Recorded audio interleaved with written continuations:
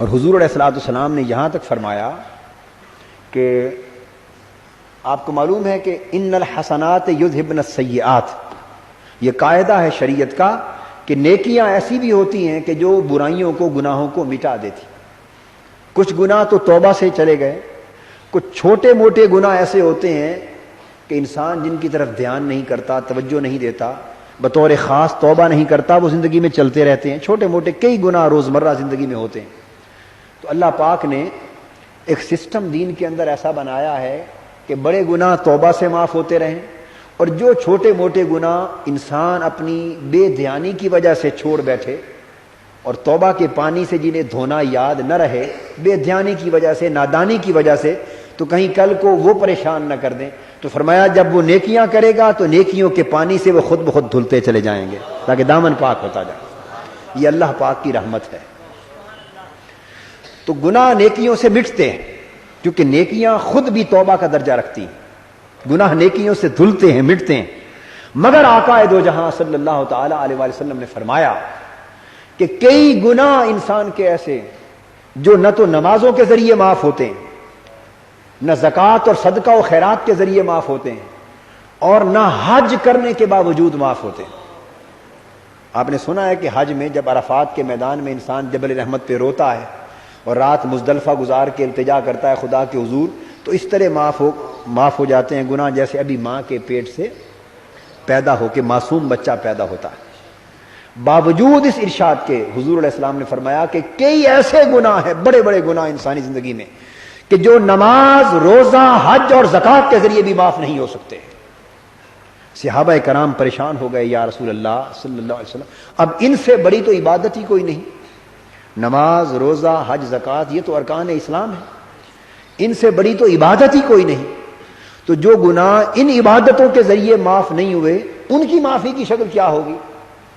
تو آقا نے فرمایا کہ ایسے گناہ جو ان عبادتوں کے ذریعے بھی معاف نہیں ہوتے، اللہ تعالیٰ انہیں ان کو بھی معاف کرنے کا ایک طریقہ اللہ نے پیدا کیا ہے، اور وہ کیا کہ جو شخص رزق حلال کمانے کے لیے رزق دکان پر جاتا ہے، اپنے کھیتوں میں جاتا ہے، اپنے دفتر میں جاتا ہے، ملازمت، کاروبار اور تجارت کے مرکز پر جاتا ہے، جو شخص رزق حلال کمانے کے لیے نکلتا ہے اور رزق حلال اور حلال تجارت اور حلال کاروبار کے لیے جو تکلیف اسے آتی ہے، جو پریشانی اسے آتی ہے، جو دکھ اسے آتا ہے، مصیبت اسے آتی ہے، اس تکلیف اور مصیبت سے وہ گناہ بھی دھو دیے جاتے ہیں۔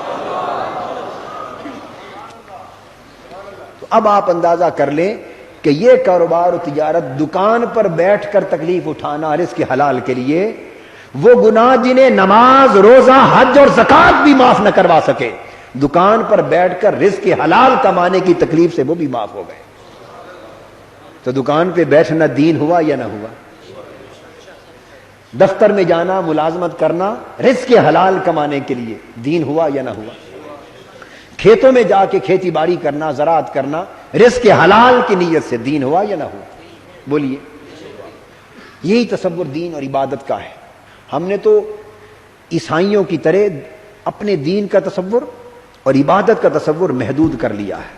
عیسائیوں کی طرح، ہندوؤں کی طرح ہم نے دین اور عبادت خالی پوجا پاٹ کا نام بنا رکھا۔ صحیح بخاری میں ہے، حضور علیہ الصلوۃ والسلام نے فرمایا کہ اگر ایک شخص گھوڑا رکھے فقط اس نیت سے کہ جب جہاد ہوگا تو یہ استعمال میں لاؤں گا، اور بے شک پوری عمر بھی ضرورت نہ پڑے، ساری زندگی بیت جائے، بے شک ضرورت نہ پڑے، موقع ہی نہیں آیا، مگر اس نے فقط اس نیت سے گھوڑا رکھا کہ جب جہاد ہوگا اللہ کے دین کے لیے تو یہ گھوڑا جہاد کے لیے استعمال میں لاؤں گا، اس نیت سے خریدا، گھر میں پالا۔ اب حدیث پاک میں ہے کہ اس گھوڑے کی لید، اس گھوڑے کی لید، اس کو جو پھاوڑے سے صاف کرتا ہے خدا کی بارگاہ میں، یہ عمل بھی عبادت کا درجہ رکھتا، یہ عمل بھی عبادت کا درجہ رکھتا۔ یہ دین ہے۔